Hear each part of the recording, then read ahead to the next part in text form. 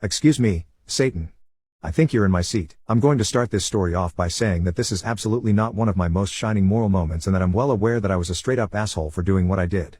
My only real defense is that I was in a super bad place mentally and needed a mountain's worth of therapy. If you're curious about the circumstances around her, check my profile. Bitch was evil in human form. Now, on with the revenge. I was a weird kid growing up, really weird. It was mostly because I was being abused at home and forcibly isolated. My social skills were so underdeveloped that I had difficulty reading human faces aside from my grandmother, grandfather, and father.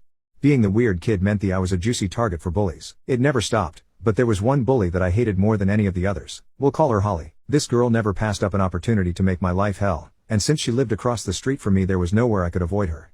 Holly treated me like garbage. Here are a few examples. She put dog crap in our mailbox on a regular basis. She let my dog out of my yard and I was never able to get her back. She would also sit on her porch with her friends and roast the hell out of me to entertain them if I so much as put a toe outside of my front door.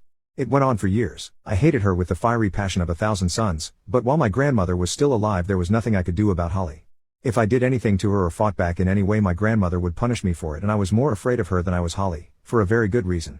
So I made a plan. I suffered through all the abuse and promised myself that when I was older I would make Holly pay for what she did to me. Thinking of what I was going to do to her when the time was right was sometimes the only thing that kept me going. Over time, Holly grew up, and eventually she left me alone and stopped being an asshole. Unfortunately for her by then it was too late. I didn't give a shit about her new moral epiphany. I had been nursing my grudge for 2 decades and it was time for a reckoning. I was going to destroy that bitch. When my grandmother finally died, it was go time, and I'd had 20 years to plan. I wasn't idle while I waited. I'd made it my mission in life to learn as much about Holly as possible, and to do it I became friends with a few people on the periphery of her social circle.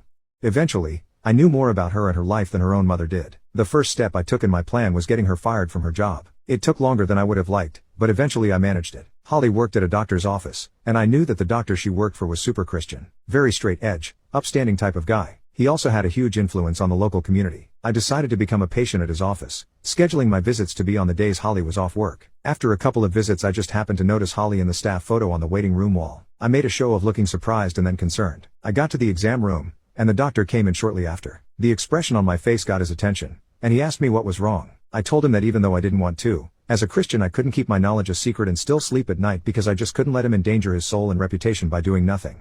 I had his full attention, then, and I asked him as one fellow Christian to another not to tell anyone where he got the information I was about to give him. After he promised he would, I told him that I knew that Holly was using illegal drugs. He was absolutely floored and at first he didn't believe me. I told him that I understood his skepticism entirely, but it was easy enough to prove or disprove my information with a drug test. If I was wrong, he lost nothing. If I was right he was saving himself from trouble down the road. He finally agreed to test her, and he tested everyone else too so that it didn't look like Holly was the only target. See, I wasn't actually lying. Holly smoked a shitload of weed, and I knew that because it was my dad she used to get it from. He'd been her weed dude since she was like 15. Her test came back positive for marijuana and much to my surprise, Xanax. Oopsie. The doctor fired Holly on the spot when the results of the urinalysis came back and then he called me to thank me for telling him what was going on. And before he hung up he told me that I truly walked with the Lord. Y'all will never know how hard I had to fight not to laugh at the depths of his wrongness. I thought I was going to pop a blood vessel. Phase 1, complete. I know what you're thinking. It's just a job and it's not like she can't go get another one, right? Losing a job isn't the end of the world. You'd be wrong. Remember how I said that her boss had a very high reputation in our area? That man called every single hospital and doctor's office in the state personally to make sure that none of them would hire Holly and risk liability and loss of community trust for associating with her. Holly's field of study was all pertaining to the medical profession, so her education was rendered worthless because nobody would hire her. I wasn't done yet. Nope, not even close. She lost her job, and because she had no income her car got repossessed. She still had her family though, 2 kids and a fiancé. Who needs families? Am I right? With the help of a good friend of mine, we catfished the fuck out of her fiancé. My friend is hot AF, and she let me use pictures of her to prove that she was really real. She even got on Skype with him once. When he finally made the arrangements for a face-to-face encounter and booked a hotel room I texted the screenshots of everything to Holly from a burner number.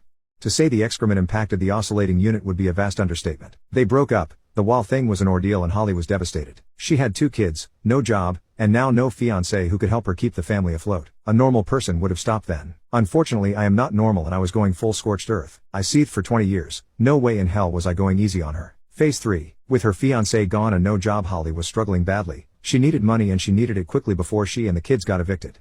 Meth is a giant problem in my area. It's high risk but it's also fast money and so I started subtly mentioning Holly's situation among my more legally questionable family. Eventually one of my family's friends who happened to be a meth cook got in contact with Holly and offered her a shitload of cash to let him cook dope at her house. It was supposed to be a one-time thing, 2 days and then done forever. Holly was desperate, so she said yes. Everything went smoothly at first, but dead in the middle of the cook someone called in an anonymous tip about an active cook in progress to the local narcotics unit. They rolled up on Holly's house at about 3 a.m. and caught everybody inside, including Holly red-handed making meth. Watching her cry when they handcuffed her and put her in that police cruiser was one of the most gloriously satisfying moments of my life. She was in deep legal doo-doo, and to make a bad situation even worse, most houses where labs are discovered aren't deemed habitable afterwards because the toxic fumes from the chemicals used to make the drug get everywhere, and it's super hard and time-consuming to clean.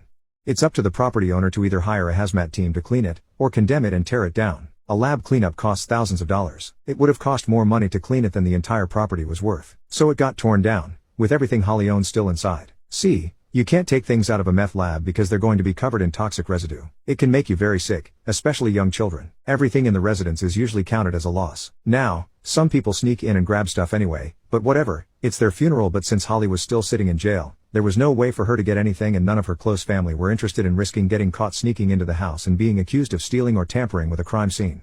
Holly ended up in jail for a while, and while she was gone the court gave their father, ex-fiancé, sole custody of their children, and Holly was only given supervised visitation.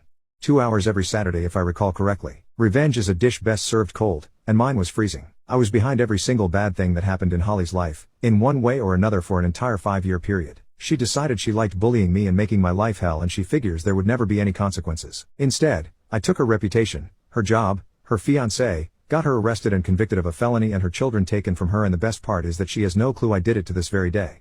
She'd forgotten about me. What she did to me impacted my life forever, but to her it wasn't even important enough to her to bother remembering.